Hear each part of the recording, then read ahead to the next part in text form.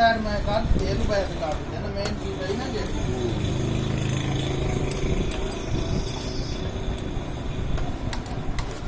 ਉਹ ਵੀ ਆ ਕੁਝ ਨਹੀਂ ਹੁੰਦਾ ਟੈਪਟ ਹੁੰਦਾ ਨਾ ਇਹ ਕਾਰਬੇਟ ਦੀ ਸੈਟਿੰਗ ਹੈ ਮੈਂ ਕਰੇ ਸਾਈਡ